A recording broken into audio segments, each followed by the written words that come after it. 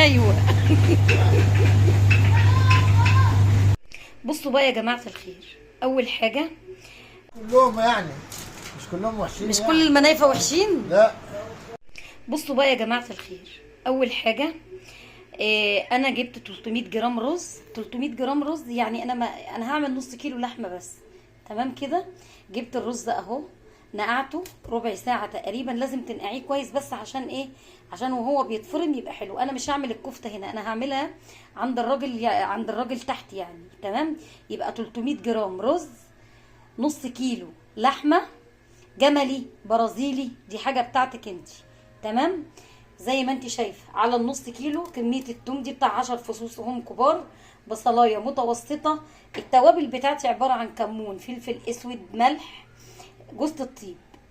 انا بحط جوز الطيب دي اختياري. اي توابل تانية عاوزين تحطوا شطه خضراء، اي اضافات تانية دي بتاعتكم انتوا، بس انا بضيف الحاجات دي. وبالنسبه للخضره بتاعتي، شبت، كزبره، بقدونس، الثلاث حاجات على بعض اهو. قيمه حزمه كامله على بعضها، يعني حزمه واحده اهي، بس مشكله من كله يعني، عشان لو كترنا الخضره ما تبقاش بس ايه، تغمق الكفته معانا. يلا بينا بقى نروح نعمل الايه، الكفته دي عند الراجل تحت. كلهم يعني مش كلهم وحشين مش يعني. كل المنايفه وحشين. لا. سامعين بيقولوا ايه عليا يا جماعه؟ مفيد دمياط. بيقول على المنوفيه، على المنوفيه، على المنوفيه وحشين. عناد. بخلة ولا ايه؟ لا لا لا لا لا لا. كلهم والله، كلهم في ناس كويسين زي العسل، وفي ناس بقى ايه، مصلحة يضحك لك في وشك، مفيش مصلحة يديك قفاك. صوري لي.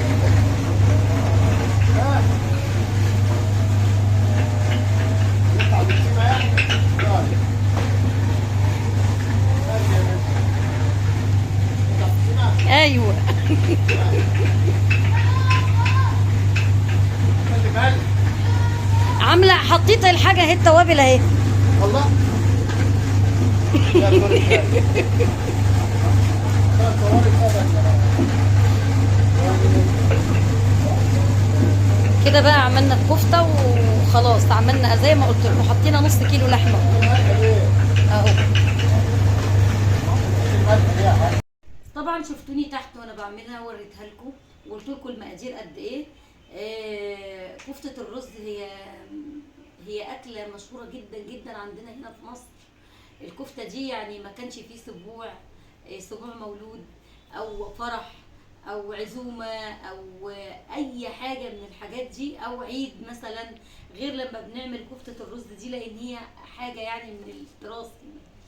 اكله مشهوره جدا فعلا. طبخه العزايم والافراح وكل حاجه، السبوع، الحاجات الحلوه دي، وطبعا ليها حكايات معانا يعني. عملتها وجيت وعايزه اوريكم بس العجينه تحفه.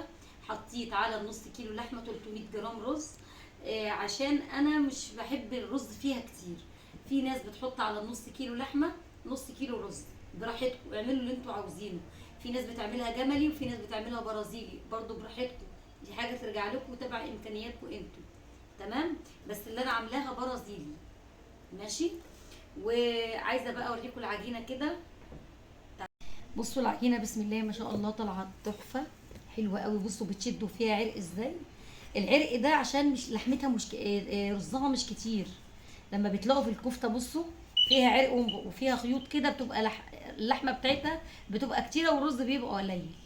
بس شويه زيت صغيرين كده اهو، عشان تبقى الكفته معانا بتبقى ناعمه بالشكل اللي انتوا شايفينه ده. ماشي. الكفته دي يا جماعه يعني مفيش يعني حد مننا وهو صغير بجد، يمكن الحاجه الوحيده اللي كنا فعلا بناخدها من ورا امنا زي ما بيقولوا يعني. كلنا كنا بنعمل كده لما تشغل البابور كده وتقعد تقليها عليه، وطبعا بتعمل كميه كبيره يعني، وكان بيبقى يوم فرحه بصراحه، وذكريات حلوه وذكريات جميله. السلام عليكم ورحمه الله وبركاته حبايبي ومتابعيني الغاليين. يا رب دايما في هنا وخير وسعاده. كل سنه وانتم طيبين وبخير وبصحه. النهارده هنعمل اكله بالطريقه المظبوطه. الطبخه دي بريحه وطعم زمان، وانتم شايفين طبعا انا بعمل ايه. اكله مشهوره جدا عندنا للعزومات والاسبوع النونو وللافراح، حاجه كده ما كانتش يعني بتخلى من الايه، من الحاجات اللي بقول لكم عليها دي. يلا بينا ندخل كده، بس مخبوزات شيماء والزمن الجميل هتدخلوا تتابعوني وتعملوا لي لايك وتكتبوا لي كلمه حلوه كده. يلا بينا ندخل ونشوف هنعمل ايه. بصوا بقى هنحمر اهو. تمام. بصوا الكفته دي يا جماعه زي ما قلت لكم بتقلب ريحه البيت وبتقلب يعني. انا عندي ابني يقول لي انا ما يعني بيحبها اكتر محمره، مش بيحبها مطبوخه يعني. يعني ناس كتير بتحبها محمره. مهم.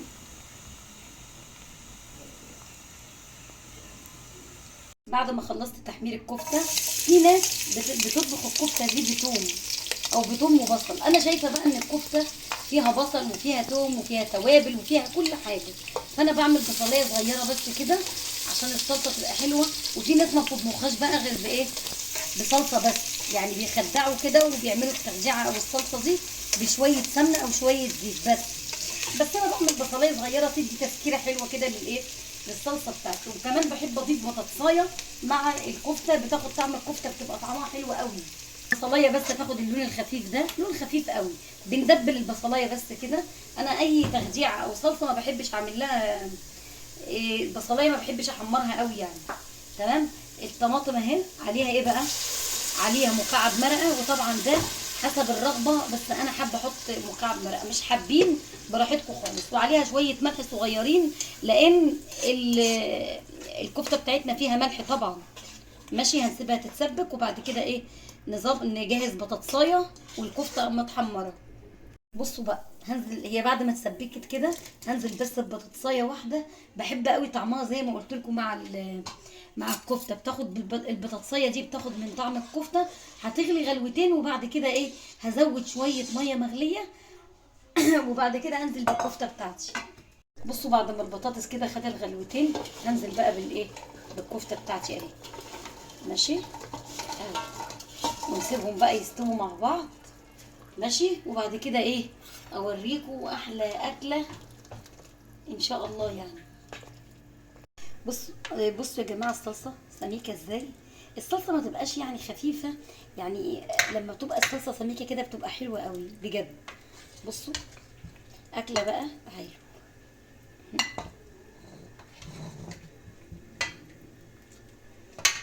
عايزه اقول لكم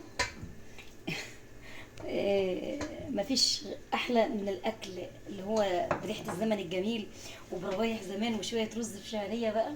بجد بجد الاكله ريحتها خطيره، جربوها كده. وحبايبي اللي بره مصر كمان يا ريت تجربوها.